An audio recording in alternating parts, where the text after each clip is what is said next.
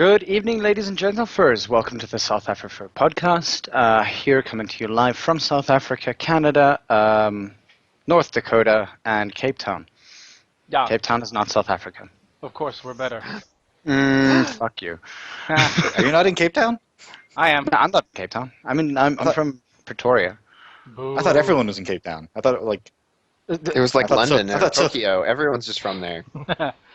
Okay. All right, and tonight we have joining us is Tempe. I've probably said that Hello. terrifyingly badly. I keep on saying it badly, and I will continue. No, to say no. You just keep adding extra spaces to it.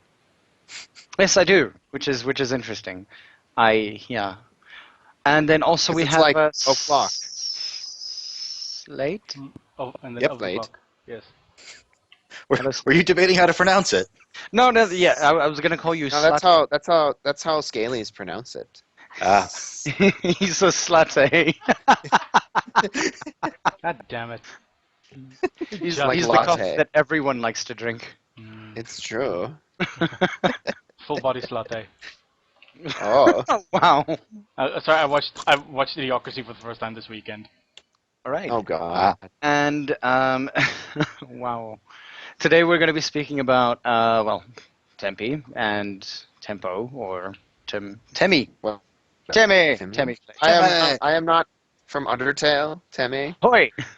Or yeah, but you are full of determination.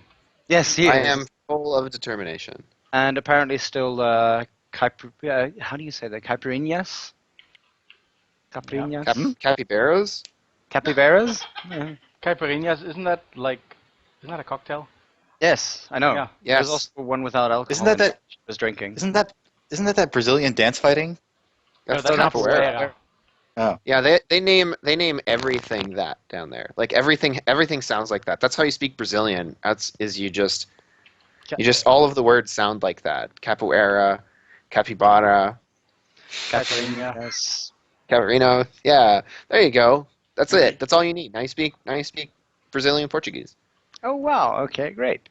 So, any case, we're going to be talking to him about his trip down to Brazil, as well as we're going to talk about the entire idea that they donated like 3,582 million magic cards, the Brazilian furs down that way.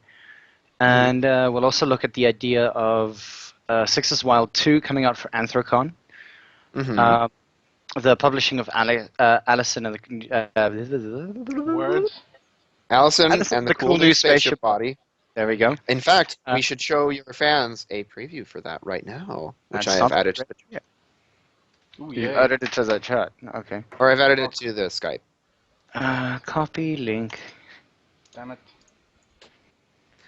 I do believe we might have been missing for What? a little bit. What happened? Nothing. That was a suspicious nothing. No, I apologize. Nothing is wrong. Sorry, there was a few minutes of silence on the Furry FM side for a few minutes. Apologies for that. Like it's fixed now. I so want to click on this link right now. No, it's good. It's an MP4, so it's gonna kill my bandwidth. So I'm not gonna do that. That's pretty much it. Yeah, we should be fine now, apparently. Yeah. Hi, Furry FM. Apologies. It's We're only on. 5 seconds long. Our So cover it is Freddie Mercury at this point, guys. Mm. Nothing wrong with Freddy. Anyway, So, Six's Wild 2 out for Anthrocon, publishing the Allison and the Cool New Spaceship Body. He might teach us a couple of creative writing class tips. We'll also speak about his books being placed onto Amazon and other places in ebook format, his current progress on organizing a furry anthology, and of course his progress in recovering from the Brazilian FurryCon, where we can quiz him about how that went. okay. And we also have the added... Bonus. yes, that's the word that I was looking for. The added bonus of having Slate on as well. Hello, Slate. So Slate There is we go. involved in many of those same projects, Yeah, which makes it easy for and us so to... he can also talk about them. It won't just It- be me for an hour. Hopefully. Yeah, those of you who've seen the cover of our things on Tumblr and on Facebook so far, he's the person who illustrated the cover there, which looks awesome. Of Windfall. Windfall. Yes. Not to mention the fact that, like, I really want to talk about Blow in the Dark at some point, but we can't. It's a PG-13 channel. But yeah, okay, Scratch. I'll ask He for it gave me a offline. link to one of his stories. Okay. I had to read it. Okay. I read it at the, like in the morning, and then I was just like, oh wait, no, definitely have to read this. And Okay. so I then read it at work. Nice. Smooth. If people are interested in finding that, you can go to my FA page, which I've included a link to, Mm-hmm. and if you have adult stories turned on, then there will be even more stories to look at, including the one that we there were will be talking about. significantly more stories. Yes. Like if you have safe for work mode turned on, it will be rather desolate. No, it won't be that desolate. As All right, here's my FA. So there will be like 3 instead of like 50. How many are in mine? I have 201 submissions. Wow, that reminds me of my poetry gallery, but that goes on until 2004. If I hit save for work, it is 4. 20. It's still like 3 pages of submissions. Or 2 pages of submissions. Yeah, that's about Yeah. like 60. At 48, that's 100 and... So that's 48. That's 48 images, or that's 48 submissions that are not adult, out of 200. So that's like, a quarter. That's pretty good. That's like a quarter. Yeah. Oh, that's So anyway, yeah, let's talk. but Let's talk Brazil. okay. So how this got started was I had the Brazilian furry convention is called. They only have one, and it's called Abando, and it means like go wild, like, and they have it once a year during Carnival. And for those of you who don't know what Carnival is, it's when you see like tourism pictures of Brazil and people are dressed up in like feathers and like masks and like people that are like street bands and like everyone's walking around mostly naked. Like they don't actually like sit in cubicles working that way. Like that is during Carnival specifically. Mhm. And so Carnival? Carnival. Okay. So there's a Furnival version. There's what? A Furnival. Like the furry version. Ah, yes. Indeed. And so, but what happens is everybody gets a week off of work, and they go and have fun, and there are like food vendors around the streets everywhere, and there are like marching bands and parades and whatever. But since all of the furries have time off anyway, they decided to organize a furry convention, but there were no venues available really in the city, and so they have it out like Camp Feral in a national park. Oh, cool. Yeah, and so you get to see furries running around in nature, and so it's really interesting. It is at least as funny as you think, and like so what we did was like I got involved in this because some of the people who help organize it they also work for like Sofa Wolf and Fur Planet's distributor in Brazil. And so I joked with them that like, cause I was providing them with like a bunch of like it's expensive to ship things from the US to Brazil because it's a long ways, and like Brazil tends to have like import tariffs on a lot of things. And so they're very like protectionist about their own industries. Mm-hmm. And so what we ended up doing was like I worked with them to make a Portuguese translation of the first Six is Wild comic. And here, let me put a copy of the English version in the chat. But what we did was we made a version of that, and I gave them the print files, and they were then able to here it is. They were then able to print that out locally and give that away, rather than like shipping tons of copies of it from the U.S. Okay, nice. And yeah, and so it's basically that in Portuguese. I made sure that they got like a custom cover because it's a different distribution of a comic book, and that's the sort of thing that comic book nerds love. And so, oh my god, the custom cover. And so, what we collect them all. It's the alternate art cards. I know, exactly. Alternate aardvark. And so, so they invited me to go to Brazil, and they said, well, we'll pay for your flight and whatever. And I was like, okay, cool. Yeah, I know. And they'll pay, so they paid for me to come down, which is fairly standard for like a convention, and for like larger conventions. Like if you go to a smaller one, you have to find your own means of getting there.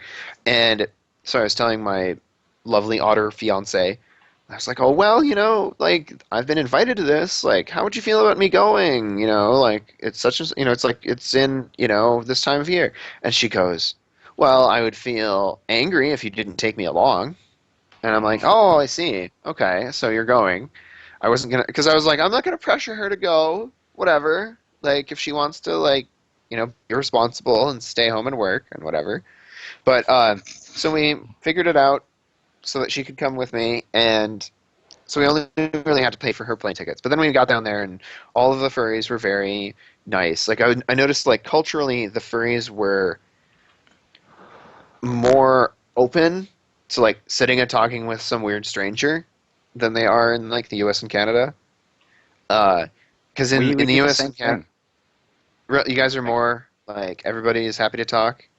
Yeah, I mean, actually, one of the guys who's just joined the chat, Brutalis, he met us for the first time when we all went to go watch Zootopia. It was about 20 of us who all went, and he literally just sort of like, we were like, oh wait, we're in this bar, come join us.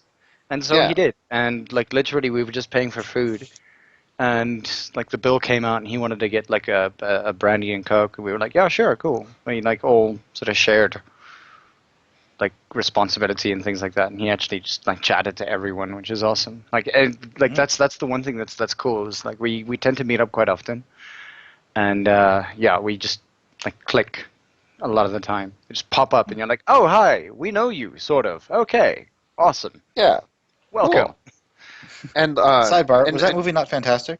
The movie. Oh my god. We'll talk about that eventually, but yes. Yes. We must make some time to talk. Changed my life. Anyway. No spoilers. No spoilers.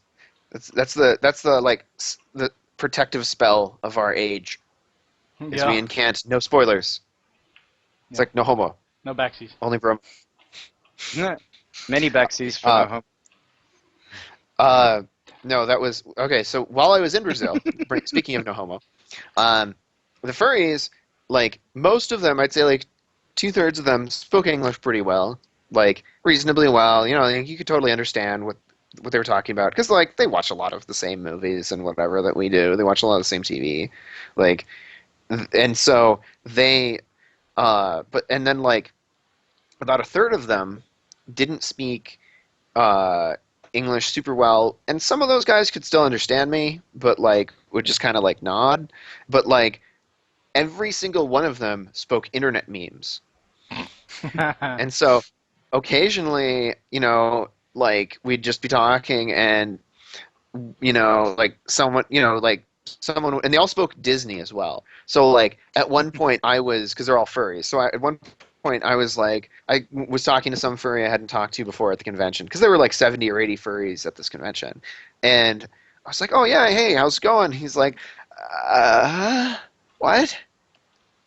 And then like he obviously doesn't speak English, and I'm like, habla inglesia, and he's like, what? And I'm like, okay, and I'm like, cool, don't worry about it. And he's like, don't worry about it. And I like make a little gesture, and he's like, what? And I'm like, Hakuna Matata. And he's like, Hakuna Matata. Yeah. Really? Hakuna Matata. Really? And right, that was all. Like then he understood the situation completely. I was like, don't worry about it, Hakuna Matata.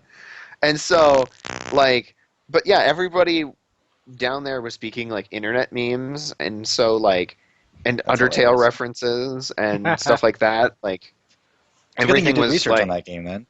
What? Well, they were right. playing. It's a good thing Like, I did that before I went. Like, and the like people were saying things like it was great because like they'd be speaking in Portuguese and then suddenly they'd be like no homo and the other one would be like no homo only bromo and then they make out. I don't know. Anyway, but they're furries. And Wow. and so, but yeah, like it's ridiculous. And but no, the furries were very very like open because like in at U.S. and Canadian conventions and presumably like European ones too. I've heard it's pretty similar. Like about like most people will be happy to talk to you, but like every once in a while you'll come across somebody who's like socially awkward enough that they're just kind of like, oh, I don't know what to say or do, and then they'll like feel like I gotta go and run away or freak out or something. But like in Brazil, like I was talking to the furries there, and the like I never had that happen. Like even the ones who were like, "Oh, I'm super shy. I'm so sorry. Let me tell you my entire life story right now." Yeah, but I And- mean, a Brazilian's definition of shy is not the same as an American's definition of shy. Right. what is the Brazilian definition of shy? I will. Not shy I'm at all. shy enough to tell you my life story, and then walk away randomly to talk to the Well- other person. Right, right. Well, and like there was a little bit of still like social like there was furries, and so like we were pretty inclusive even if somebody has kind of still got some social skills to master. And so like occasionally there would be somebody who like wasn't totally like completely with like up to snuff there, but like the everybody would eventually be like, you know, they would be happy to talk to people and whatever, and like it was cool. So specifically, how the Magic the Gathering thing happened. So you guys have Magic the Gathering stuff fairly available, right? Mm-hmm. Because you guys, yeah, you get like one of the English distribution. Yeah, two available Chains if you with ask me. Yeah, and so anyway, well they up until recently only got the leftover cards from Portugal because they're the only place in South America that speaks Portuguese instead of Spanish. And that meant they got their cards late and they sometimes didn't get them at all. And so and then when they did, they were sometimes expensive. Like the US dollar is like worth like $4 Brazilian.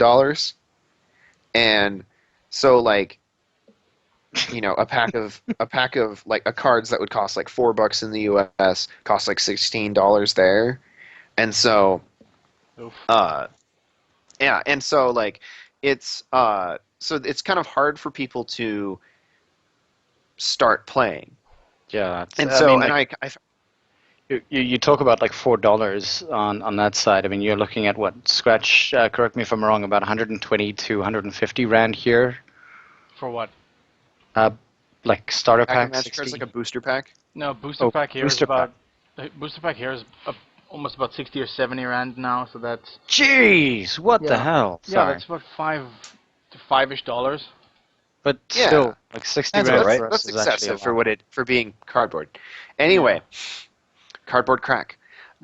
So anyway, what happens is like people will be like, oh well, like unless you're going to like invest a whole bunch of money in playing, it's difficult to like start playing because there's a lot of upfront costs. Like when you start buying booster packs, you get cards of every color, you get cards that don't work together, you know, like there are no stores there because of the upfront cost. There are no stores that have just like boxes of Magic cards where you can go in and just pick like a pile of cards out of there and buy those.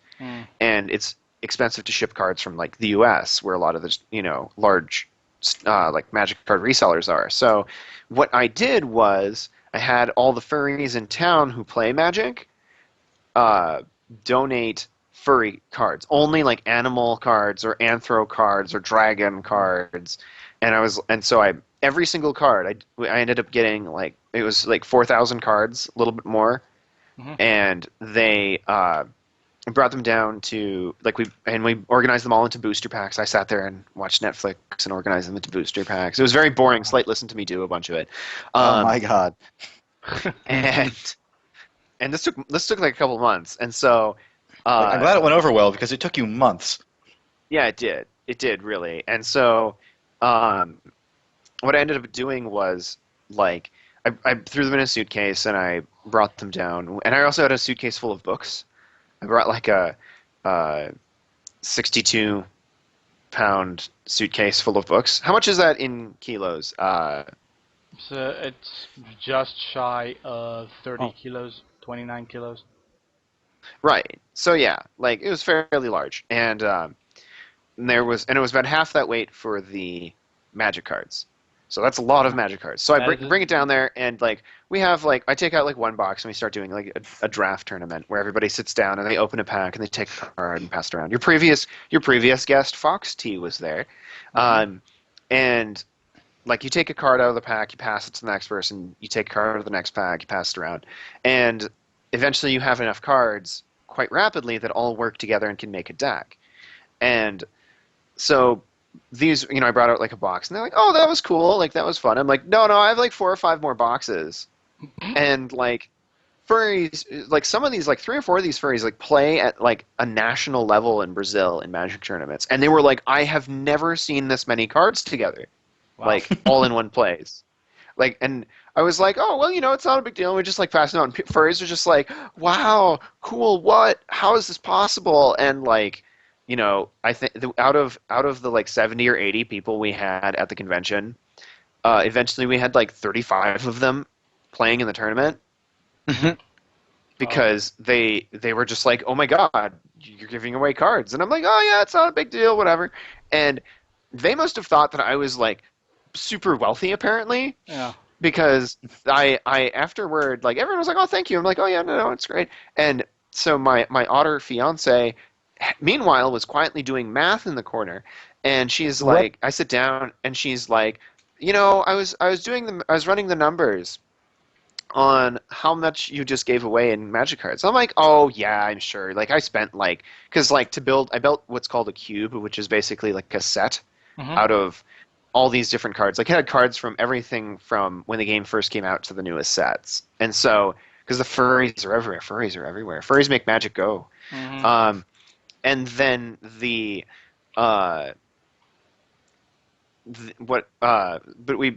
were a couple places where like I needed to fill in some gaps, and so I spent like $40 worth of cards, or like on the cards and on like little bags for the cards to go in and stuff. But that was over the course of like several months. And so there were some interesting rares in there and weird things. But like, anyway, so I sit down and I'm like, "Oh, I spent like $40. I'm sure the rest of the cards were worth like, and maybe they're 40." And she's like, let's see. Well, in US dollars, you just gave them $4,000 worth of Magic cards."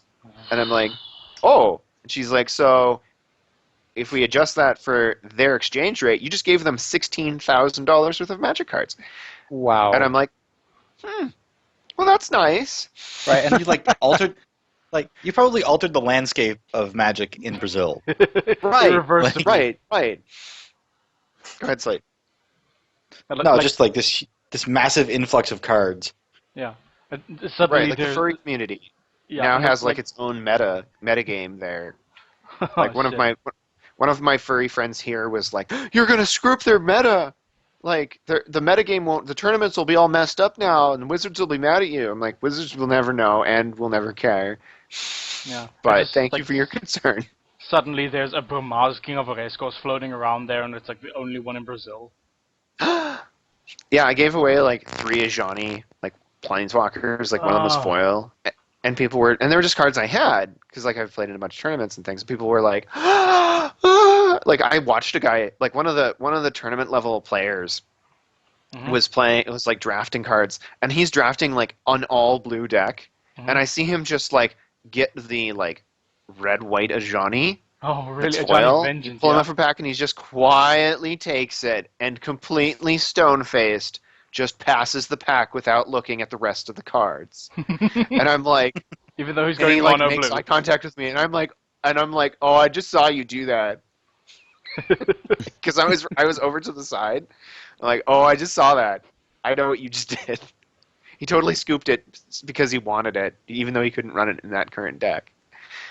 And like, whatever, that's fine. But yeah, but the reason that it was like $4,000 worth of Magic cards was because it cost so much to ship them there.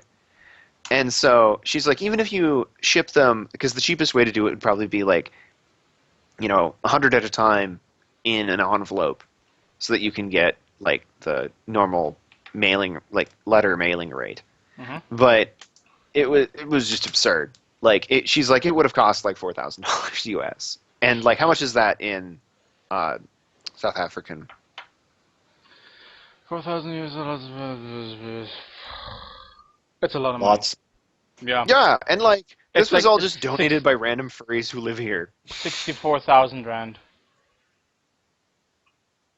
Something like that. How old now? Scratch? Oh, wait, was it $4 US? Sorry, that's 4,000 US dollars. Yeah. 4,000 US. That's 4 times 16. Yeah. 16. Yeah, that's 64,000 rand.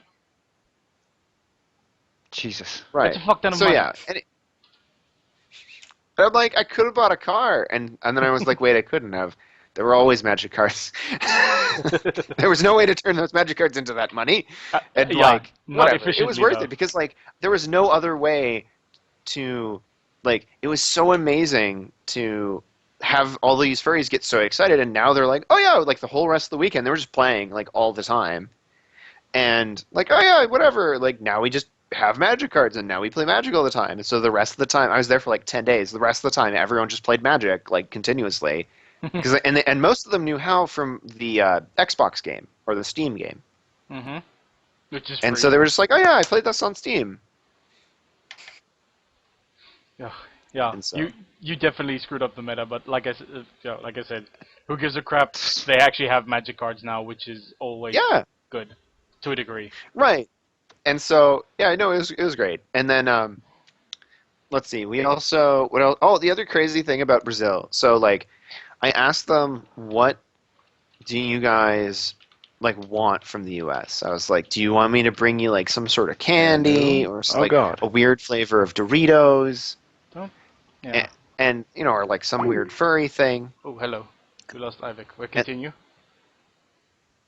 Oh, and they're like, can you bring us Mexican seasoning? And I'm like, what? That's the thing you want from the States? And they're like, yeah, no, unless that offends you or is inconvenient. I'm like, no, it's just kind of strange, but sure, whatever. I'm like thinking like, oh, Latin America, why the heck do they care? Like, don't they have spicy? Like everything's spicy. People are spicy. Everything's furries are spicy. Mm-hmm. And like, I thought, oh, like this must be, like this must just be a quirk. And so I get down there, I buy some Mexican seasoning, I bring it, give it to my hosts that we're staying with, and they're like, are my distributors for that country who we were hanging out with the whole time. And I'm like, oh yeah, like here you go, whatever. And I didn't realize, but aside from like, okay, so their barbecue like beef is like amazing. And like they have fruit juice, like fresh fruit juice everywhere because you don't want to drink the water. But everything else is super like mild, like super tame. Like you know how like when you go to a cafeteria and like the food is like fine, there's nothing wrong with it, but it's kind of just like inoffensive. Yeah. That's how all of the food was. That's kind of Like- crappy. Yeah, like I was like, oh, rice. Okay, I'm sure there's seasoning on it. No. And I'm like, oh, beans. I'm sure that there's like a bunch of crazy seasonings in here. Not really. Pasta Mostly salt, just tasted please. like beans. Oh, shame. That's And like, that's a little bit disappointing. yeah. I know. I thought, well, and like but the fruit juice and like barbecue made up for it by far. Because like, okay, for example, I don't know what a local equivalent would be in South Africa, but around here, like there are like types of fruit trees that you can grow that are kind of inconvenient to harvest. Like choke cherries are little tiny bitter fruits, like berries that you can pick, but they like stain everything purple. They're mostly a seed. Mhm. They're really bitter, so you have to add a ton of sugar, and sour, so you have to add a ton of sugar to them before they're edible. And like they only are available for like a week or two, and then they kind of fall off. Yeah. And then we also have like crab apples, which are like little tiny apples that are very sour. And like people most of the time grow them and they think they're going to harvest them, and then they do for a few years, and then they give up because they're really inconvenient to harvest. Rhubarb also works the same way. Like it's basically like, do you guys have rhubarb? I know what rhubarb is, but I don't think we really have that. It's basically like either the leaves or the stems are like super poisonous, and it has to be grown in the dark or some shit. Yeah, the leaves are poisonous. The stems are delicious. Okay. They are, but you can't like. It's almost impossible to kill rhubarb, and so you will eventually end up with lots and lots of rhubarb and not know what to do with it. And eventually, a lot of people just go, "Oh, I guess I will just let that go and not do anything with it." And it just becomes like a decorative plant or a thing that you try to like mow over with your lawnmower because you're tired of it. One of my coworkers at the college just built a shed on top of it because he wanted to stop it from growing. He just put a concrete pad with a shed on it. And so, in my part of the country, like that's that my part of the world, like that's what we like. Oh, like some people grow these things and they can't do anything with them, and so they don't bother doing anything with them because it's just too much trouble. Mm-hmm. But like in Brazil, that was how they felt about like mangoes and guavas. What? And I'm like, that's a mango tree. And I'm like, I've never seen mangoes on a tree or mangoes in anything but a plastic container or in a can. Yeah. And they're like, yeah, it's a mango tree. Oh, they're everywhere. Like they're like a.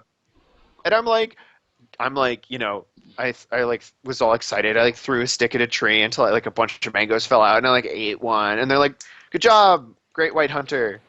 I'm like, and I'm like, it's so amazing. And they're like, you're really excited about these fruits. And I'm like, well, they're everywhere because they were everywhere. Like, it didn't matter if we were in the city or on a campus, like a college campus, or out in the middle of the national park. There were just fruit trees everywhere. And they were like, ripe and whatever. And it was great. And I was like, how are you guys not excited about this? They're like, oh, yeah, well, all the mangoes and guavas and stuff, they fall off and they splat and they get on your shoes and then they get on your car and then it's just and then like they attract insects and it's just a big hassle, and like people eat these fruits like guavas and stuff on campus and then the seeds fall and then they grow all over the place and there's more fruit trees everywhere, and I'm like, this doesn't sound like a problem to me. I was like, oh god, more food for everyone to eat. Oh, what a mission. Right, I'm like, right, like what a it's terrible. More when you live in a part of the world that because when you live in a part of the world that freezes over half the year, there are no fruit trees. Yeah, right. And it's not like mangoes are the like you said, it's not like mangoes are the worst fruit you can get to just like take off the tree and eat. It is, however, the worst fruit to park under. Yeah, obviously that's understandable, but still. That and apples. Yeah, or anything large for that matter, pomegranates, whatever the hell. But like stuff like pomegranates are a chore.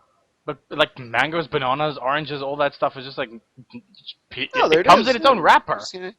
Yeah, and it's easy. And like people were walking around eating a mango, whatever. But like people were just tired of them because they were everywhere. And I'm like, this is so great. And they're like, you're like a small child, Tempo.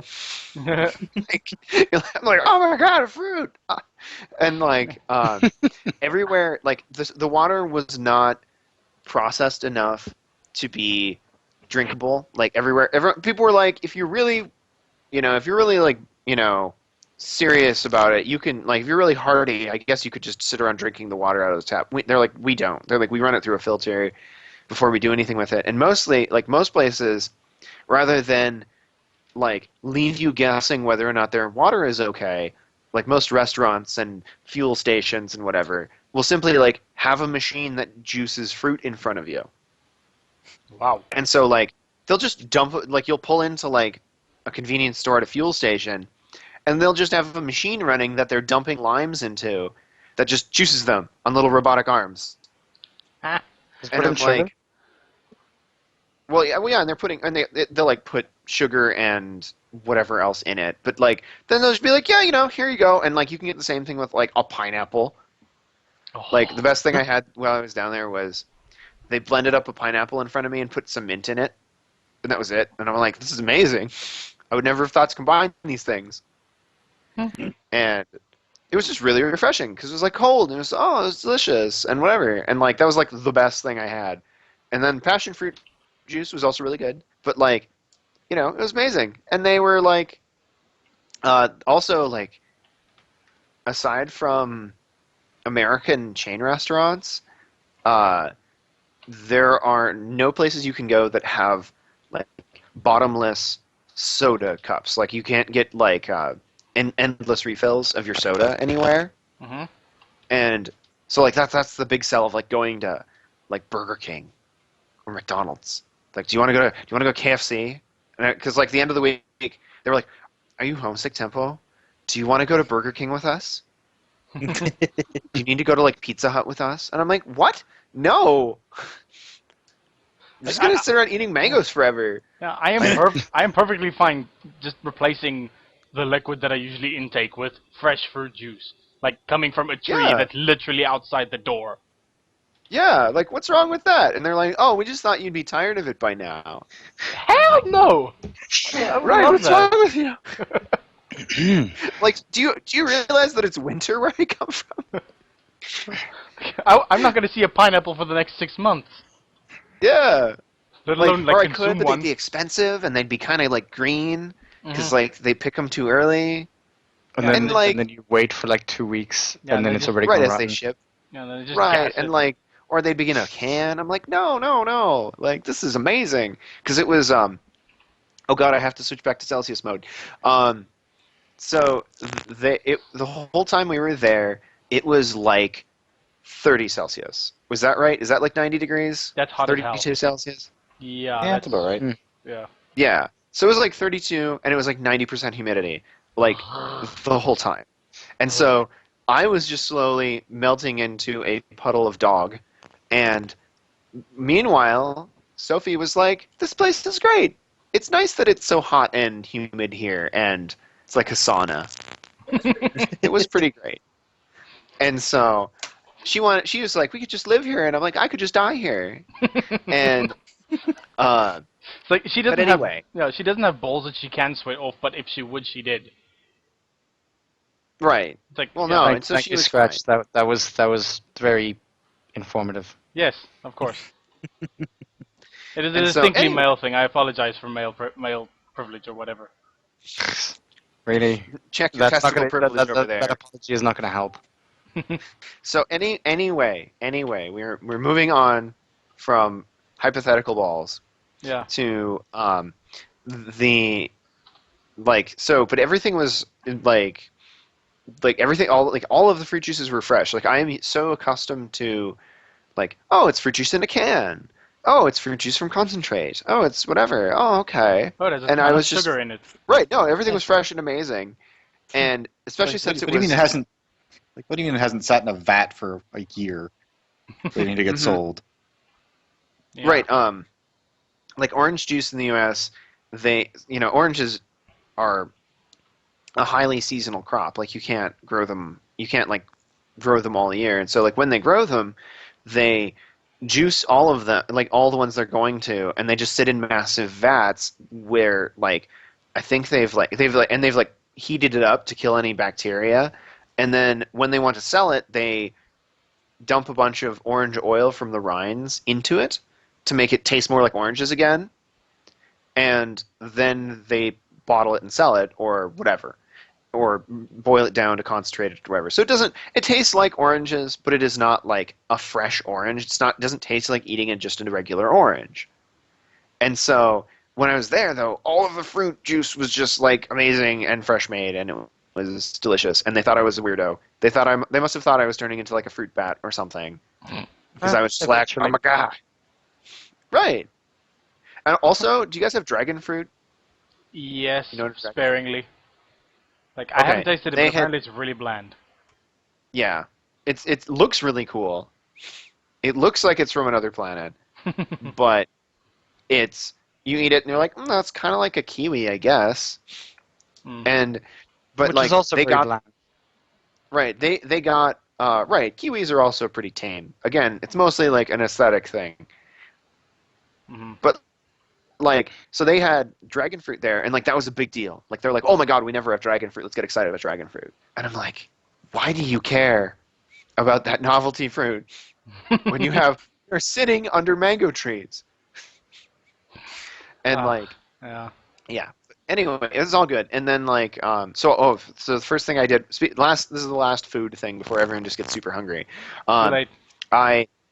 I with the Mexican seasoning made fajitas, which is like, you know, you cut up some beef really small and you like fry it with like peppers and like cilantro and stuff and onion and bell pepper. And then you like, to clean the pan, you dump a bunch of beans in there that are already cooked and you like smash them until they're a paste, and then that scrapes all of the seasonings out and juices and whatever. And then you have refried beans. And then you, like, with that newly cleaned pan, fry up a bunch of tortillas, which are basically like a corn flatbread. Yeah. And then you're like, boom, you're done.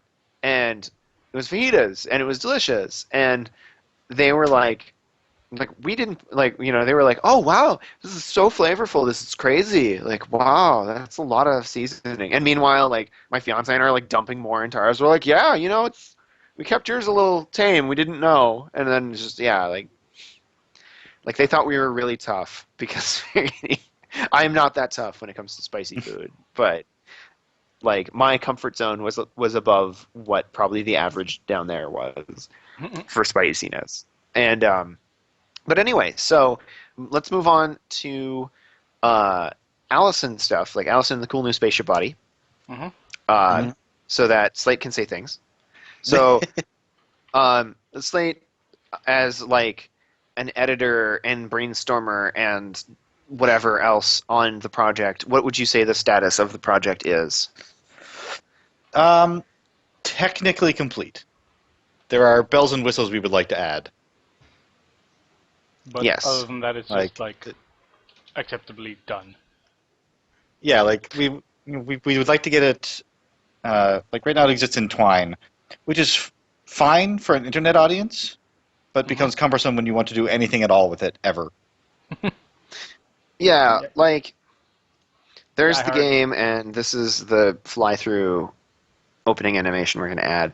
But like we just like didn't, you know, like it is great to have it in this format, but like we really would like it to be like a standalone app using Unity or an ebook, so we can put it on ebook stores and things like that, because otherwise you're really like you're kind of limited, because then people have to like you can never, like, first of all, you can never charge for it.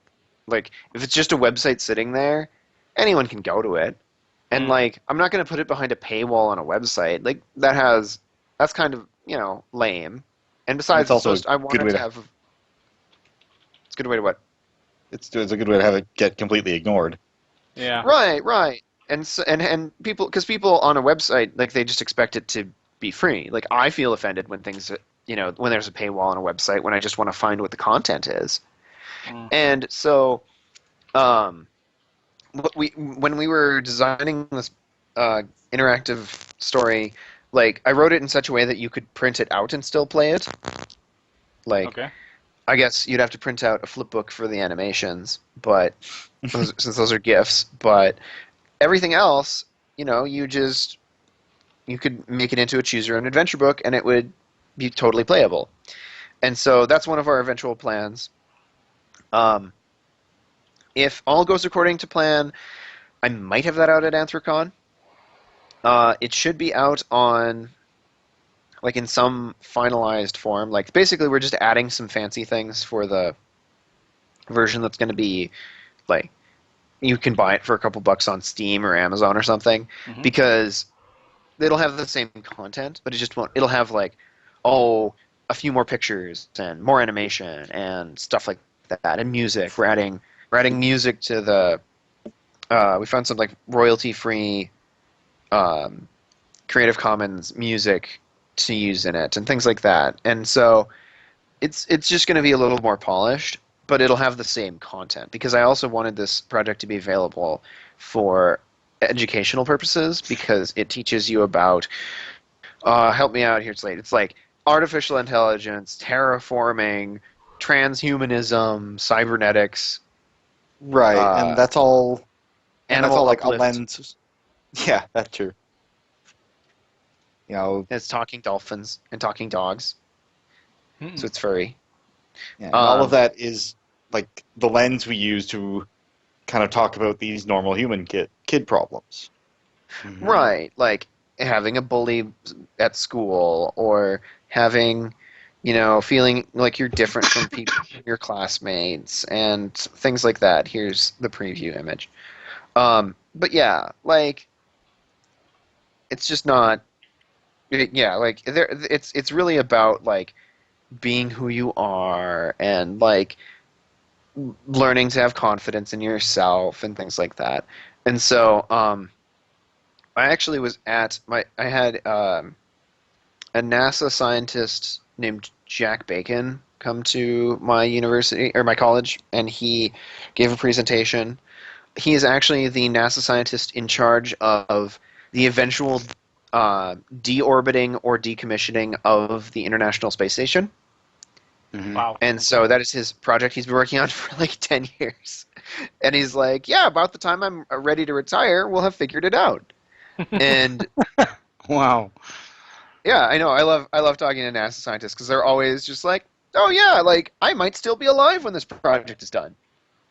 And but he's like one of the coolest. Actually, I'd like to pause this for a moment. One of the coolest things he talked about was at first they were thinking we'll just take the International Space Station when we're done with it, and we'll do a controlled deorbit, which basically means we'll throw it in the ocean. Mhm. And then he's like, but we thought about it, and we're like, that's one of the most expensive things about getting things into like or of having a space station is getting the materials up into space.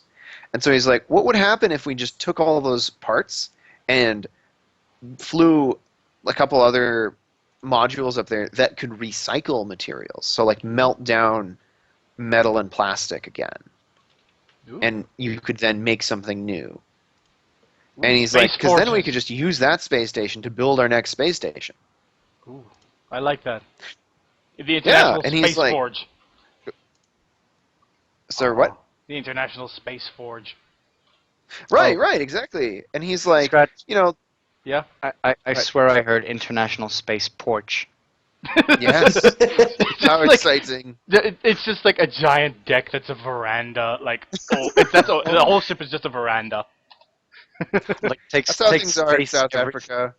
That's like what you it's guys are going to contribute to the ISS. yeah. Or is a space porch.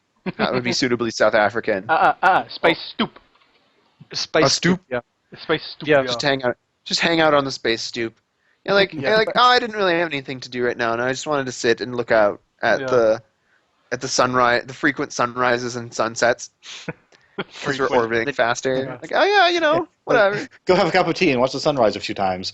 And Yeah. we'll Yeah. find that galaxy with like the large amount of alcohol in its system, and we'll be able to find a way to like distill it properly on the space stoop, Mhm. so that you can just have like a drink while doing whatever else you're doing. Oh, I would love that. And so, but yes. Anyway,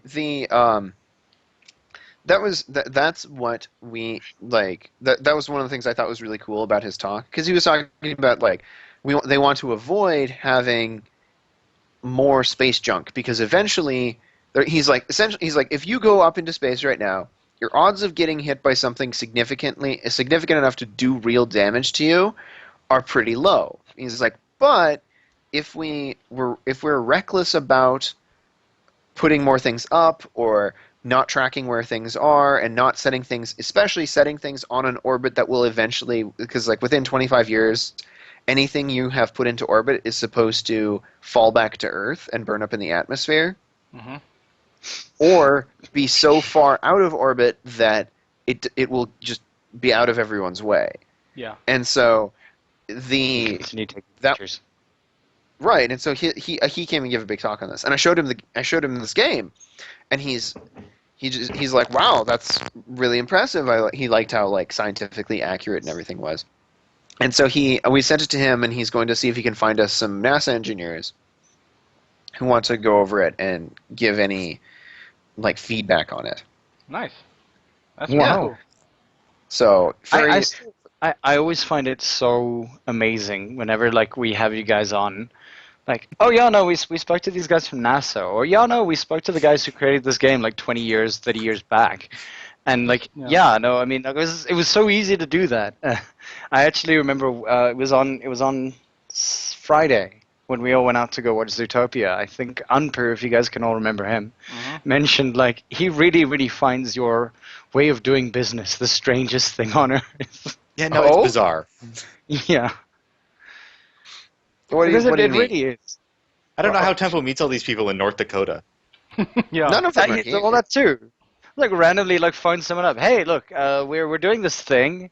I know that you're like the CEO and you're probably really busy, but we'd really like it if you would like to speak to us about this. And they go, yeah, sure. Why the hell not? Yeah, And just you're just kinda pop by "Well, pop by the JPL. We'll like take you on a tour. yeah, don't worry about it. Yeah, I mean, like, yeah. Right, Next whatever. thing you know, they're gonna take you into like the next nuclear missile silo. I've been in one of those. Eat a dick. No, but I mean like a live one. Yeah, a live one. All of them are still I was alive. in a live one when I was like 12. We were on Cub Scouts. We were in a Cub Scout trip, and we went into a nuclear missile silo. What? Because See, we went. My Cub Scouts went on a trip to the sewage plant. oh well, Somebody got a see, short I end of was the stick clearly in a somewhere. better Cub Scout troop, because they were like, "Who wants to go to the nuclear missile silo?" And we're like, "We don't know what that means." Sure. And so we all went on a trip, and like they showed us like, because it's basically like a big, like it looks like something out of Stargate, and it's just like a big chamber where like they showed us, they're like, these are the places where you put in the keys that, you know, and it's too far apart for any one person to reach, because that would mean that it takes two, so that way it takes two people to end all life on Earth. And we're like, hooray! So there's no one person that's ever held responsible. Is that what they're actually saying? Mhm. Right, like you need, even if you somehow stole both keys, you would need, they're too far apart for one person to ever reach the And two they need- keyholes. And they need to be done at So- the exact same time. Yeah, they need to be done at the same time. And so that's one of the systems in place to make sure that you can't just like launch a missile and like destroy the Earth. Did they And actually so- show you the missile itself? Oh yeah, like it's gone now. They loaded it onto a train and they took it away. Because North Dakota used to be the third largest nuclear power if you count it separately from the U.S. Wow. Okay. Because the attitude was, it doesn't matter if North Dakota gets blown up, because no one really lives there. Wow.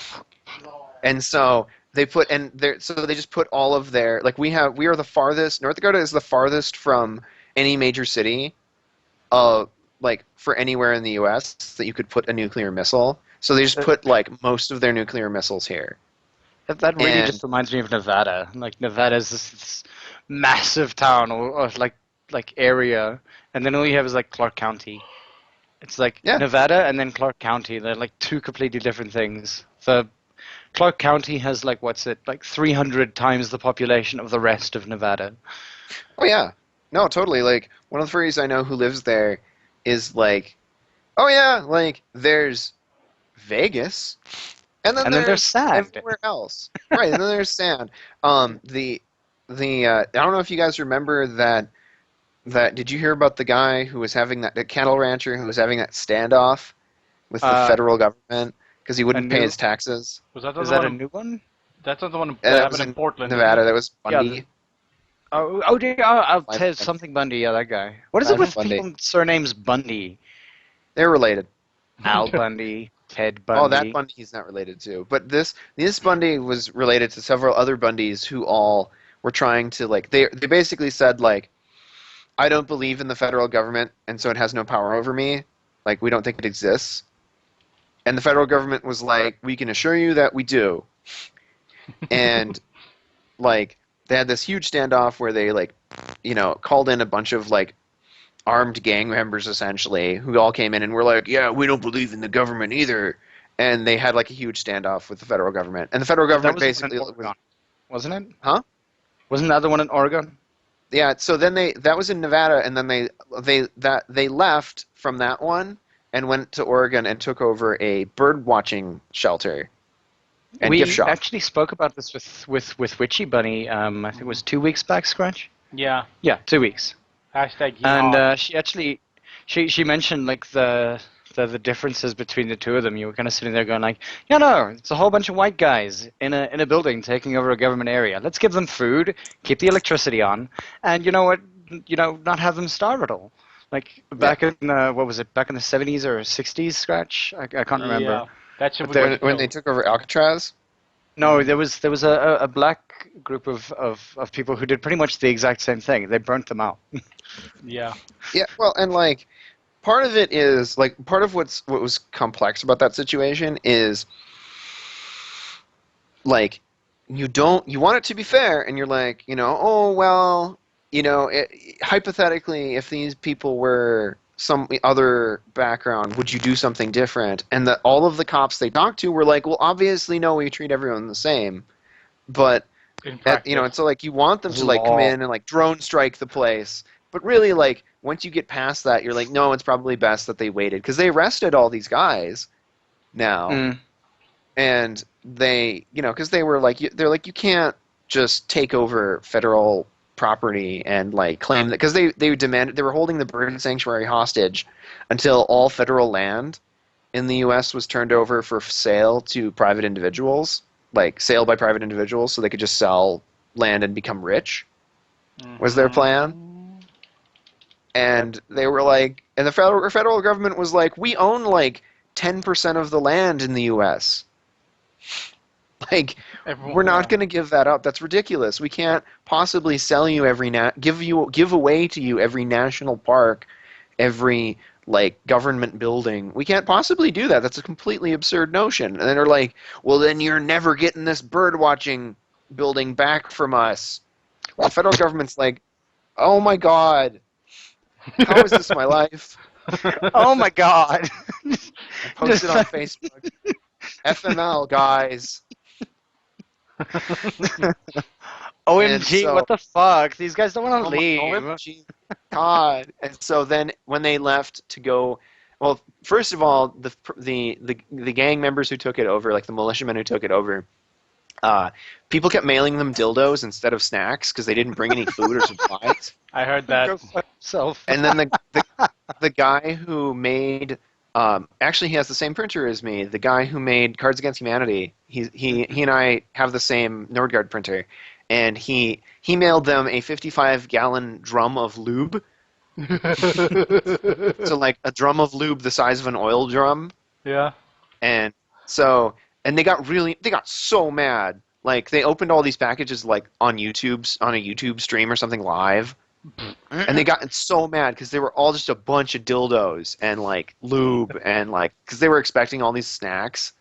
And so then the place that did bring them snacks was PETA, like the people for the ethical treatment of animals, Oh boy. because they were worried that all these armed militiamen were going to go out and shoot the animals.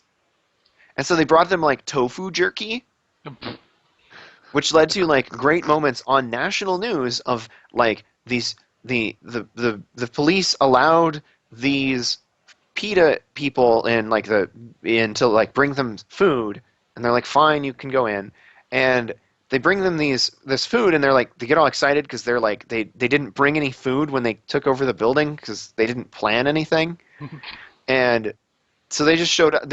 And they like, oh yeah, wow, jerky, and then they eat it, and they just get really like disappointed looking. Oh. Just not even angry, just disappointed. Like, oh, I was expecting this to be like a cow at one point, and it turns out it used to be a soybean. Yeah. No. And Those are the two most yeah. disappointing words. Tofu jerky. Like seriously. right, well, and like my major contact with them was when my fiance was actually during the standoff. She was down monitoring endangered desert tortoises while there was a construction of a solar farm down there nearby, near to the standoff. And so she was out because these tortoises, they're like the size of an ottoman. Wow. Like they're the size of like they're huge. They're like the size of like a large footstool. And they are not very smart, and so they will like if they see you, they'll think you're a tree and try to hide in your shade, and so you have to run away from them, and like they'll keep chasing you slowly until they can't see you anymore, and Wow, that and, sounds like, like the horribly they were slow also murderer. they were what? The horribly slow murderer with the extremely inefficient weapon or an effective weapon. Right, just slowly. And like you're not allowed to scare them because then they'll pee themselves and get dehydrated and possibly die. Oh boy. Like, Are you? Wow. right, because that's what one of their defenses is they will pee themselves if you scare them, and if you do that, if you scare them too much and they pee too much, they'll become dehydrated and possibly die. And so then you have to call these like park rangers in to come in and like give them emergency hydration so they don't How do die. they survive? Well, normally there are no people around. And it's so hot and so dry that nothing will prey on them. They aren't so they just expecting wander around. trees to attack them. Right, and they'll be like, "Oh my God, that tree is alive! You know, that tree's an ent." It's moving. And so they will then suddenly, like, you know, if a tree I was leaning up against and hanging out in shade suddenly turned into an ent, I might pee myself as well. And so they were running there was a road to the solar farm that they were building, and you know they have lots of solar panels and equipment to bring out, and so they didn't want dust on everything, so they were spraying water onto the road to keep the dust down. But this attracted all the turtles. This attracted all the tortoises. Because there was they're like, oh, water, and they would just come in large numbers over to the road and like hang out waiting for the trucks to go by. And that's how you So they would get killed. fritzed. And like plants were growing there because this had been going on for months, and so the plants were growing there, and so they'd come out and eat all the plants, and they thought it was great. And the government was like, "Oh God, all of these." I make the U.S. federal government sound really, really melodramatic, and they kind of are. But they're like, the tortoises are going to get hit by the trucks that are coming out, and then there will be even fewer of them. And so they hired my fiance and several other people to like monitor the tortoises and make sure that they warn people if they were getting on the roads, and then they'd have a specially trained tortoise wrangler come out and pick up the tortoise and move it somewhere. And like at one point it got under their vehicle and they had to like abandon that vehicle for the day until the tortoise came out of it at night because we're like, we can't move it, like it'll scare it and it'll pee and then it'll die. And so Oh my God. yeah, and so anyway, so they're running around doing this. This is all within like 20 minutes drive or something of the standoff where like all these armed like FBI agents are and like IRS agents are waiting to try to like confiscate this guy's cattle because he hasn't paid his taxes. He owes millions of dollars in back taxes. Like this guy, you know, the guy who was in charge of like these, you know, the standoff, he's like a millionaire and made all of his money by basically like stealing it from the federal government, essentially. Like he would graze his cattle in land where he wasn't supposed to, and like people kept saying, you can't do that, you can't do that, and they assessed him more and more fines which he didn't pay, and then they'd say you have to come to court, and then he didn't come to court. And so finally they showed up to arrest him, and then he called in all his like armed friends and they had a standoff. So during the standoff she's down there monitoring the tortoises, and these militia guys keep leaving her signs that say things like, take your government turtles and go, in the ditches along this road. Take your government turtles and go. And she's like, the really confounding thing about this is she's like, the tortoises are native to this area. Like, Yeah. where would I take them? And how are they government tortoises? Like, do they have little, like, spy monitoring equipment in them? Bureaucratic Like, neckties. do they- What? Little bureaucratic neckties. Yeah, like government tortoises, no. Like, it's utopia. And so, but yeah, like, it was ridiculous. And so then, like, the standoff happened, and it took, like, weeks for these guys to finally give up and essentially, like, get arrested. They got arrested after someone, like, the guy who had been in charge of all of the money they'd collected from other crazy people online on like GoFundMe and places. Mm-hmm.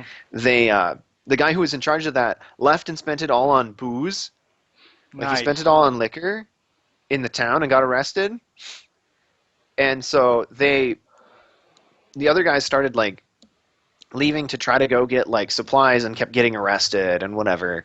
And like they because they were doing things like they stole like construction, like there was like maintenance equipment there, and so they were driving like tractors around on like delicate like archaeological sites and stuff. Ugh. And they're like, we're Like, at one point they preparing tried- it so that we can drill for oil. Yeah, like at one point they were claiming they were doing it for the Native Americans, and the Native Americans were like, "No, you're not. Shut up." Right, So- like And then at one Right, point like- they claimed they were doing it for who was the other people? Like The Inuits. they, yeah, no, they. God, it was. I just had it, but they were claiming that they were helping some other group. It was but yeah, no, it was the local farmers, the local like ranchers. Yeah, that's right. Like, Yeah, They came and they cut down some guy, like they tore down some fence so this other rancher could have his cows go on this birdwatching sanctuary land, and he's like, I built that fence. Wow. And he's like, and he told like the news media, he's like, if they come back, I'm gonna shoot them right now. He's like, I'm armed and waiting for those armed guys to come back and try to mess with my fence again, and I'll shoot them all right now because they'll be invading my land. And I'm like, this is the best. Popcorn And- comes up. Right, like, and so anyway, but then they all got arrested, and when I hear this, I turn to Sophie and I say, I guess your government turtles finally got there. And they arrested them. And so, but anyway, how the hell did we get to talking about this? I don't know. Anyway, so, Yeah, but anyway, I was mentioning that was one of the stranger segues we've had. I'm Yes, trying to true. retrace the tree we made getting here, and I just can't. Like, but anyway, that is something for our listeners to do. yeah. And so, anyway, what I was saying though is the game is pretty much ready to go. Let's see, the Canadian anthology. Yes. Slate is working on a story for. Oh. Go Yeah, Slate. and so's Tempo. Yeah. well, because, right. you know, My story. no- My story is Like, done. North Dakota is like honorary Canada. Yeah. Right, like because I was at Camp Farrell and I sang them a bunch of obscure Bare Naked Ladies songs. Mm, They said that makes me an honorary Canadian. And so, yeah, it was definitely like and plus like North Dakota is so similar in like culture and climate to like Manitoba and Saskatchewan that I can kind of make my way through a story that's written there. But yeah, so anyway, I told you guys about my story last time, I believe, the one about it's set during World War II. Yeah, that's the Rusty, one with the dog, Rocket. Royal Rocket, the Rocket Dog, yeah. And then like If I'm not mistaken, we actually have a Rocket Dog on here right now. oh my gosh. Yeah, if Yeah, you look at Rocket the chat, there's a guy called Rocket Dog. He's he's been here a few times. he's one of our He's furs. famous now. He's very famous. I actually Uh, the first we had to greet our there was a point when I was still a community representative for the south-afrifur group. I greeted him and we just spoken about Rocket Dog and I was like, oh my god, you know about Rocket Dog? And like obviously there's the other Rocket Dog that like Australian thing on YouTube that is a very, very strange animation. And it involves literally a dog that farts its way to wherever the hell it wants to go to. Mm. Yeah. And very, very, very charming. And then like I kind of mentioned, I think I mentioned that you were starting your book or Rocket Dog. Yes. And so I'm working on that. I'm going to expand that story a bit, and then Slade is working on a story of his own. Yeah, mine's considerably more down to earth. It's a little slice of life romance set in Atlantic Canada. But, is there a difference In between Atlantic Canada and Pacific Canada? about 3,000 miles. Culturally, though. Yeah. Yeah, they are the the wusses who have the nice weather. Right, no, they're hip too, are they not? Yeah, that's true. Yeah, They're they also have a very lot hip more. in Pacific Canada. Yeah, they have a lot more in common with like Vancouver, or like Seattle. Seattle. Nah. Right. So Which like Whereas around side here does we Justin have. Bieber come from? I don't know. He was from Ontario, right in the middle, the capital. Oh, okay. Yeah. Moving on. Nickelback? Moving on. But yes, so like but yeah, Yeah. so yours Slate. is in Atlantic Canada. Yeah, Biden's in Atlantic Canada in one of the little coastal towns that relies entirely on tourism and so completely shuts down in the winter. So that's when it's set. Okay. How? Jeez. In comparison to something like Windfall, because I've only read that one short story, Blow in the Dark, which also seems to have a similar, I don't know, thing where it only becomes alive during Halloween. Halloween's important in Windfall, but Yeah. it has more of an all year. Okay. Right, like it essentially is a year-round, we would call it a tourist trap. It's basically like a place that gets most of its money from tourists and it from being strange. Like in North Dakota, we have a tourist trap called the Enchanted Highway, where it has gigantic metal sculptures, and it you like basically like here I'll just find you the Wikipedia page. Yeah, Yeah, there you are. we have a similar kind of tourist trap, but it's I think somewhere in the Eastern Cape called Hogsback. It's basically like this mountain town, which as far as I know, has snow quite often, which is kind of rare here, and it's very much like just a bunch of artists that moved up into the mountains and made like sculptures out of like clay and metal, and there's a very big like fairy culture going on there because there's this like really sort of misty woods behind everyone's house essentially, and it's apparently like talks of that like J.R. Tolkien like spent a lot of time there, and that's where he got some of his inspiration for some of the Lord of the Rings stuff he did. So I sent you guys the link. That's what it looks like. That's the Enchanted Highway. Like all of these sculptures are like massive. Like 40 feet let me plus. see here. Let me check. I'm checking. Oh, this is enormous. Yeah. This is New England. What? No, this is in North Dakota. Oh. Yeah, around here we have some nice beaches around here, and we've got some pretty coastal regions like here. Okay. Like we also rely on fishing, which also shuts down in the winter. So you get these towns where absolutely nothing is happening. Understandably so. But yeah, these sculptures, the ones I showed you, are like on average about 100 feet tall. So that's Damn, like son. 400 years from now, this will be the new religion. right. Worship the giant pheasant, the giant like The giant grasshopper. tractor. The giant tractor. Worship the deer that are jumping over the bloody fence. Again.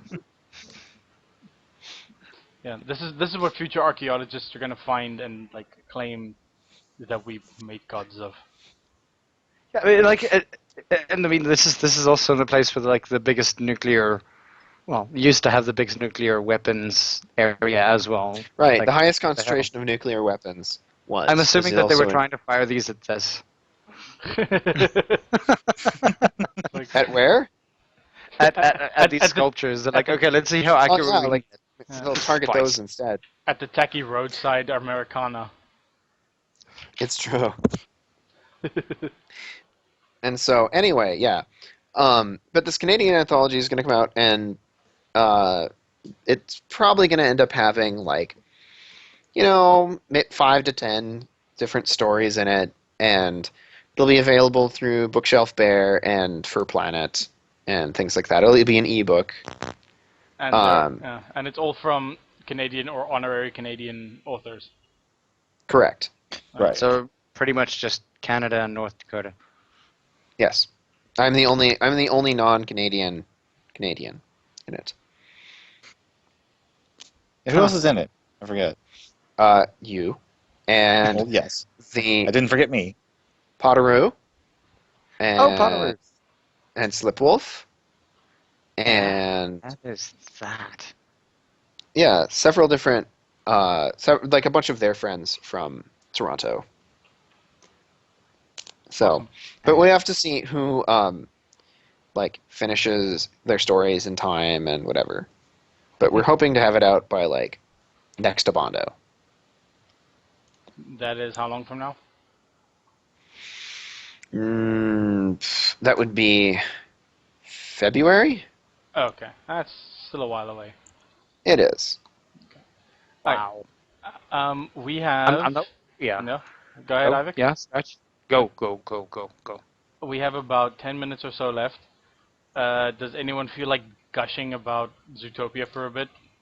Okay, so first of all, I just want to say that we all need to acknowledge that one of the writers for Zootopia just posted that he basically confirmed that the fox and the bunny are a couple, or are supposed to feel like it. And so I'm going to post the link 1 second. But also, and he apparently favorited something I just tweeted. So Yay! 1 second. I was Congrats. ah! What the The fuck, hell? man? Sorry. What the I shit? put on the sound and I got the "What Is Love" bit, and it was really, really loud and in my headphones. That is the first time, and possibly and hopefully the last time, that I will ever be frightened by a bunny. Speaking of which, like I was saying to, like after the movie, I was talking about like this is the first Disney movie that actually has a completely self-standing, like relationship based as an overarching sort of thing, as a female. Oh, you mean Oh yeah, a- like she's the main character, and it doesn't really have very much to do with her getting married or something. Yeah, like passes Right. the Bechdel test. It definitely did. It did because it was the villain, but we can't spoil anything. But Yeah. so anyway, the like I was gonna say it's very like it's very tightly written. Like there are there are like no plot threads that don't go anywhere. Like everything in it comes back around and pays off again. And like it's also, I'm going to use it as an example in all of my writing classes because people tend to think of cell phones as like a liability in a story. Like, oh, I can't have any suspense in my story if I set it in a time and place where someone could have a cell phone. But this movie completely flips that around. Like a cell phone in this movie is a significant asset in many ways. And I won't spoil them, but watch how this is a modern movie and cell phones play a significant role. Yeah, that's fair. That's a fair point. How much, how much of this is like, how much of the movie was attributable to like the standard hero's journey thing? Like it felt kind of like, apart from all the fluff and everything in it, it did feel kind of like, yeah, I know, Sorry. pun intended, but it did feel kind of almost not standard, but we've seen this kind of fare many times before. Oh, yeah, it's a buddy cop movie. Yeah, There's a template. yeah, fair point. And it does remind a lot of like stories like God damn it, Mentalist and Castle in that similar range. Right, where somebody's like one of them's like the cop and the other one's the like scam artist. Mm-hmm. Mm. Something along those lines. That's become a very much a trope these days, but yeah. But I like it. Sometimes it just works. It was a brilliant movie. I think that it came together and like, ugh, wow. No, of course, it was a fantastic movie. Gonna watch it again and again and again and buy it and then watch it again and again and again and again and again. Yeah, Again. it's So- gonna be something for my DVD collection. And again. Well, and and again. I think what we'll do is we will give it a week or two for everybody to see it, Mm-hmm. and we'll shut up about it. Mhm. And then after about a month or so, it's too late, and we can just talk about it. Yeah. Yeah. Yeah, it's like how for a while everyone was really good about Star Wars spoilers for a while, but eventually you have to talk about it. Yeah. There's an extended DVD version. Of the movie. Of what? Star Wars? Or Yeah, I what? don't know. Like Victor was mentioning that like he wants the extended DVD version of something. I think Star Wars, I'm Star pretty sure Wars. there would be, but I don't know about Zootopia. Who knows? Zootopia will probably have some bonus stuff. Who knows? Like a short or something. That seems pretty typical like- for. Yeah. And it seems like there's a lot of it seems like the animators like have been free to do a lot of stuff because there's been a ton of just little like 10-second YouTube clips and like like a lot of fake posters for movies. Mm. Yeah. There's probably just like one it's- guy who sat there like a machine churning out these these quips and company posters that are all like furry related or like Zootopia Yeah. related. Hmm. His name is Marty. McFly. No, just Marty. Damn it. Like as far as I know, it's just Marty. Like Urban Snoutfitters, Snorts Illustrated. Lol. Yeah, all that kind of stuff. Zuber. It's like Fair a enough. ton of, Right, a right. ton of stuff like that. It's So anyway. part of the reason why I want to get the DVD, just because like you can go back and pause and look at all the little weird things. Right. Tax evasion. Tax evasion. That It was the first children's movie to address tax evasion. Mm-hmm. No, I thought Oh. it was really cool that they addressed prejudice in like a really like productive way and original way and non-patronizing way. Mhm. Yeah.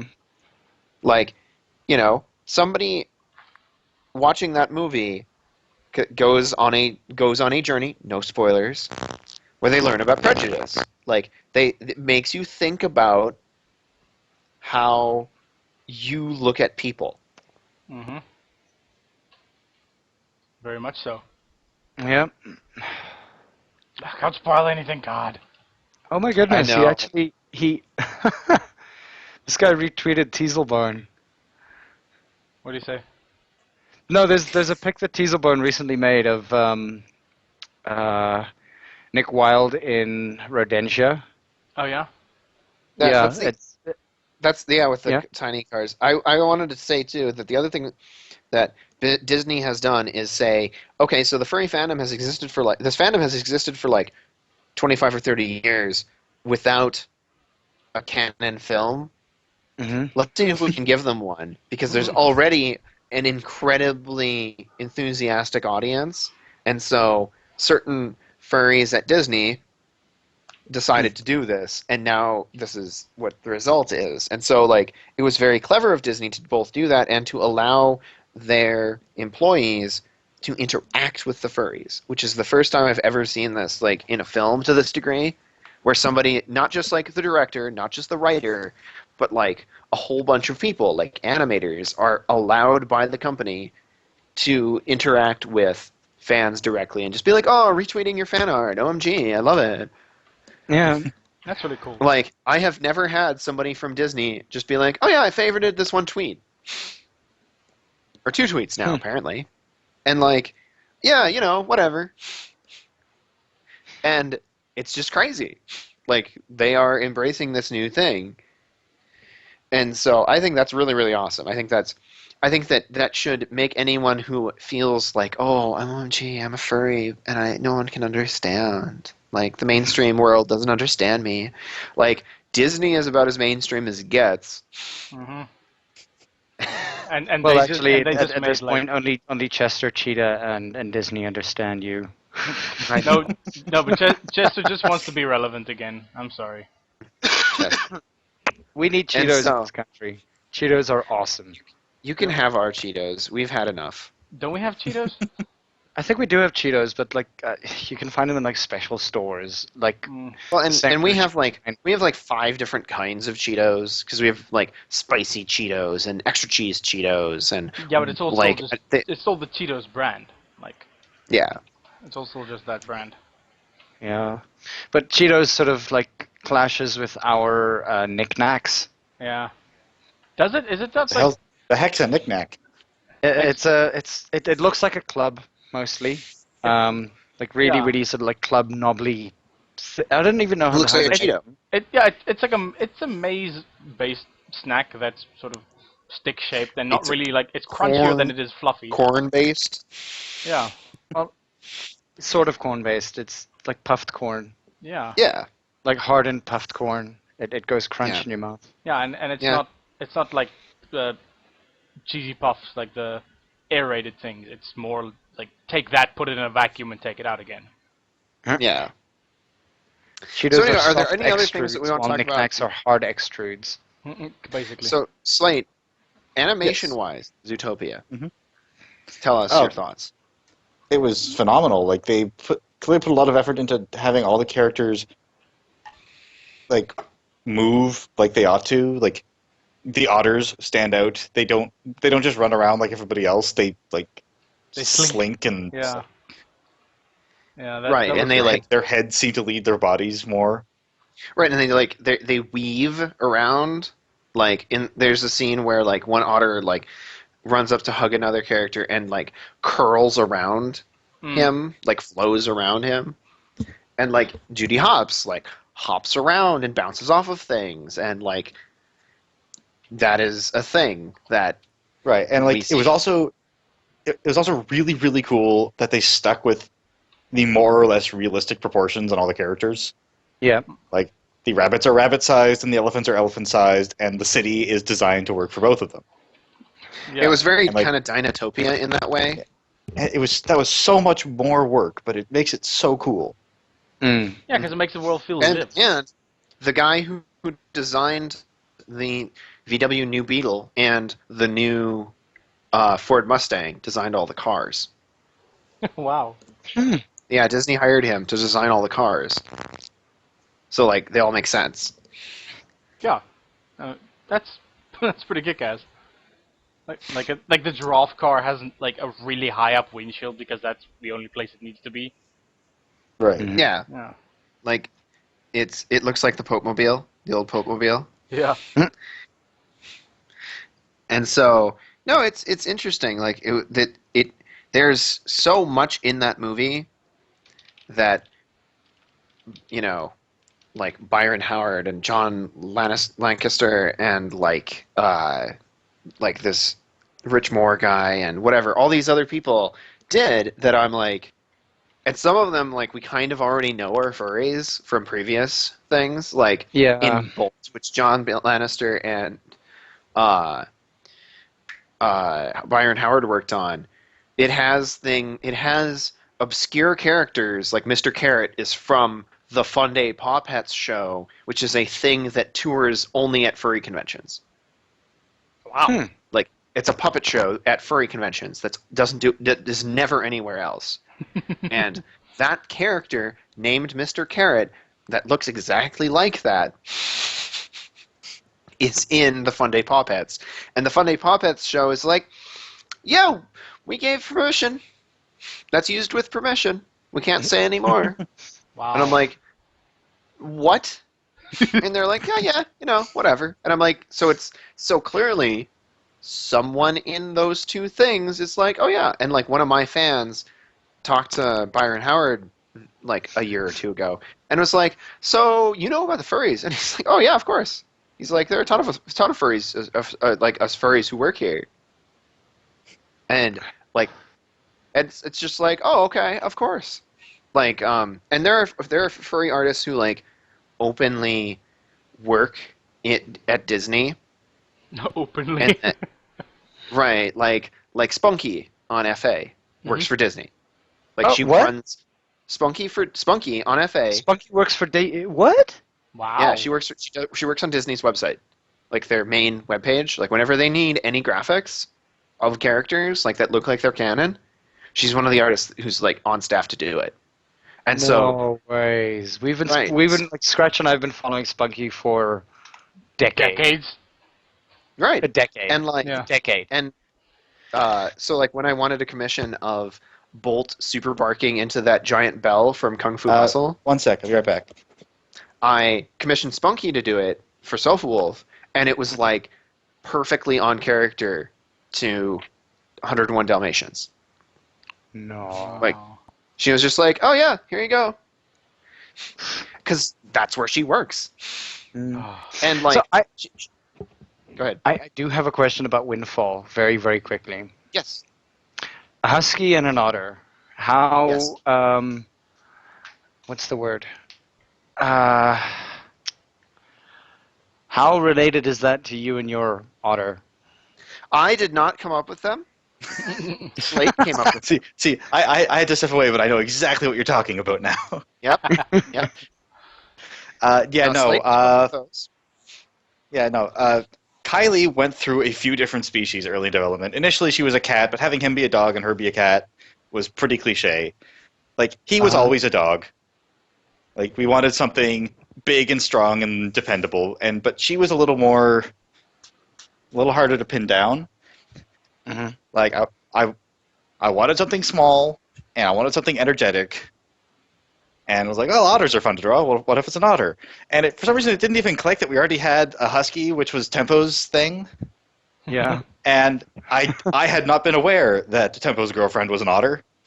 And I was holding off from saying because I was like, well, he'll pick whatever he thinks is best, and if it doesn't make sense, I'll reject it, and whatever, it'll be fine, and I'm sure he won't pick an otter. And then he picked an otter, Oh. and so that's Wow. Ferrets are that's energetic. how. Coincidence, I think not, though. Hmm. Well, and he didn't know, but it did mean that I got to write, like very, Close to home. like a very ottery book, which she approved of.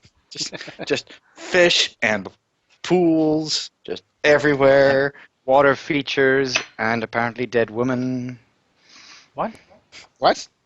Yep. No, sorry, I'm talking about Blow in the Dark again. Oh, right.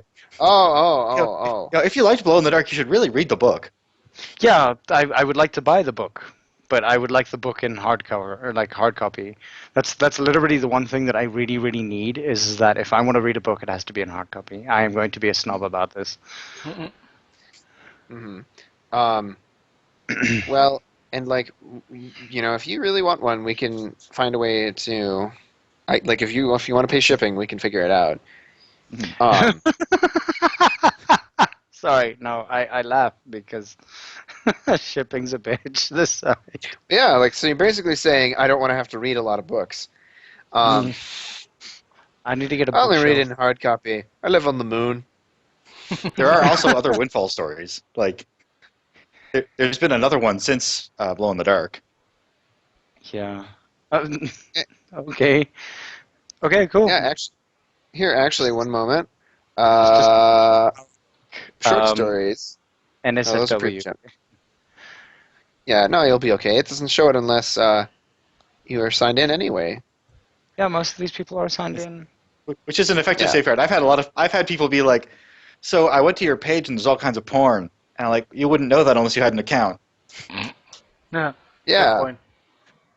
So and not only had an account, but turned on view adult images. Yeah. Right. Ho ho. Ta-da. Yeah, it does. It does glow in the dark. Yes. I've never, ever seen that. What? It's a condom. Yeah, I know, but it's. I Don't did feel read the bad that yours story. doesn't glow in the dark. It's a condom for crying out loud.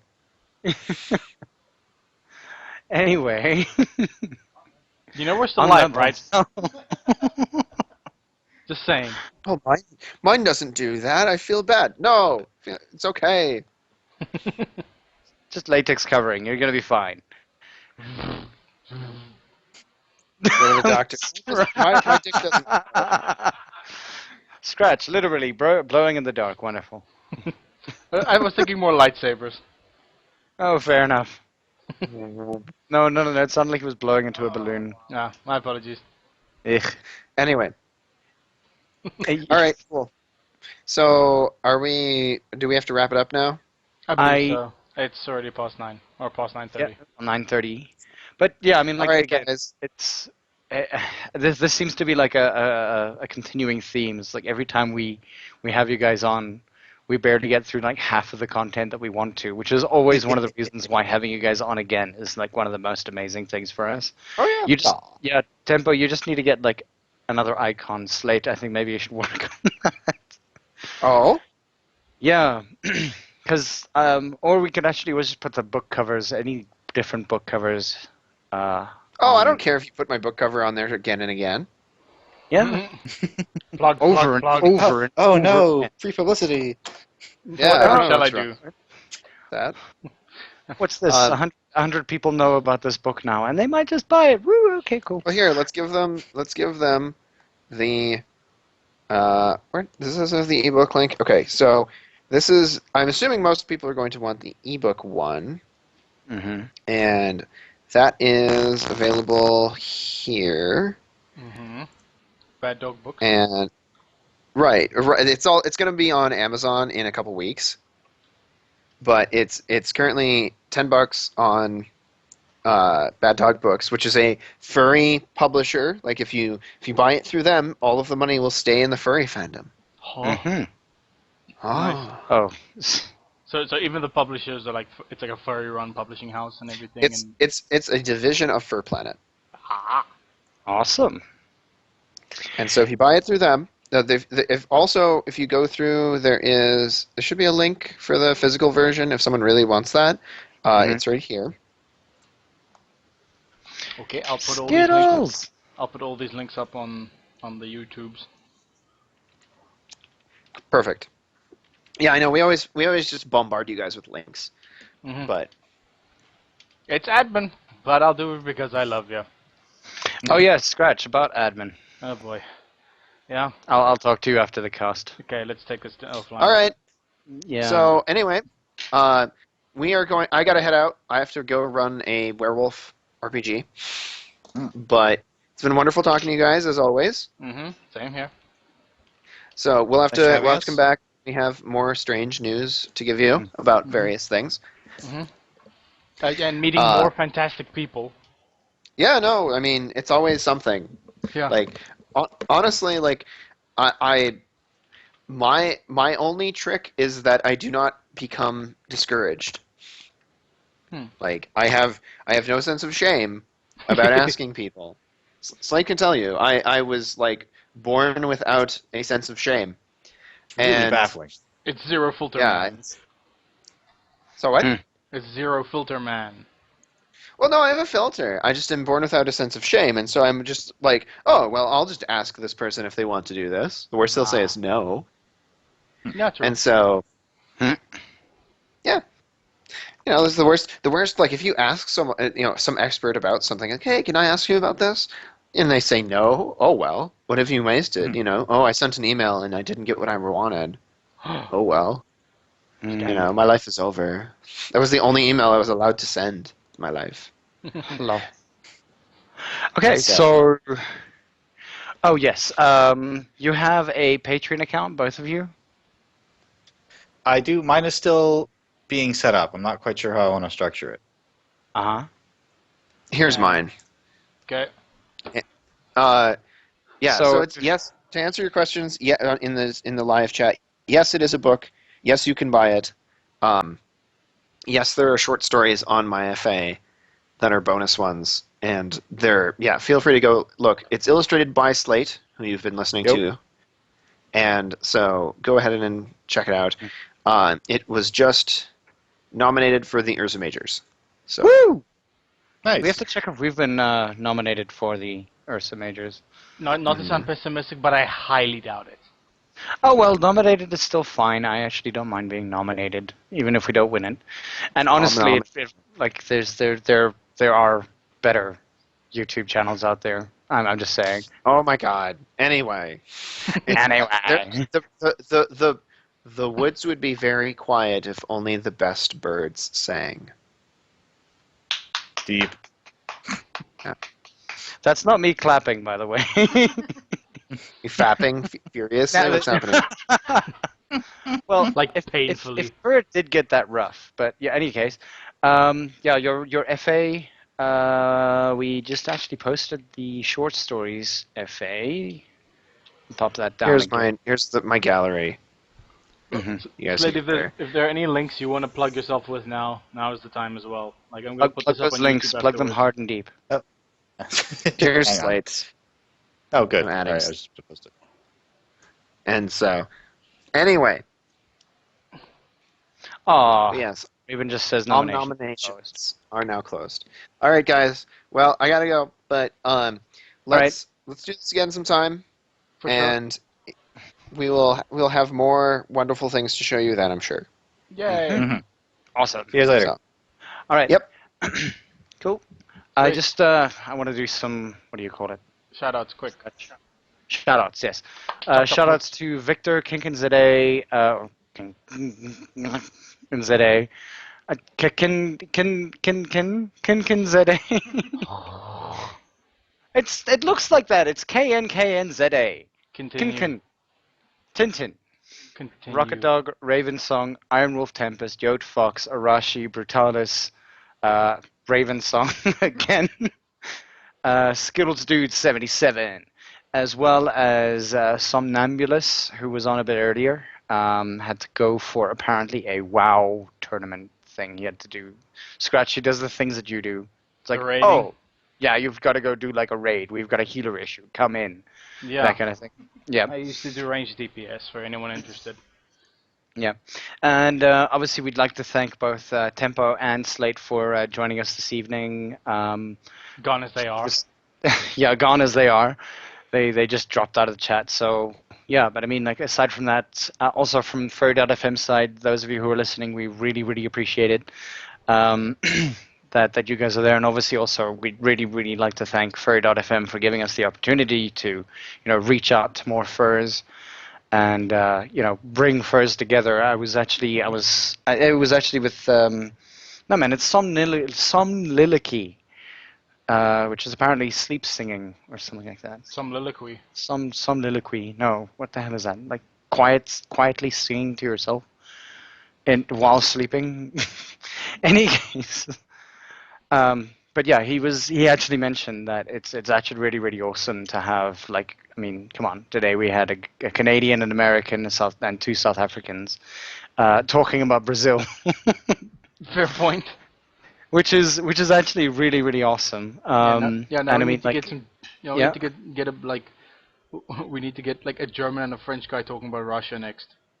I think that sounds like a great idea. I actually think that, I mean, like, and with Doug on the other day, we were talking to a guy from England who was originally from China, Singapore, Yeah. and also stayed in some really tiny country in the middle of nowhere, Luxembourg. Yeah. So yeah, some Lilicky. Thank you, Raven. Or Sleep Talking, Parasomnia. Cool.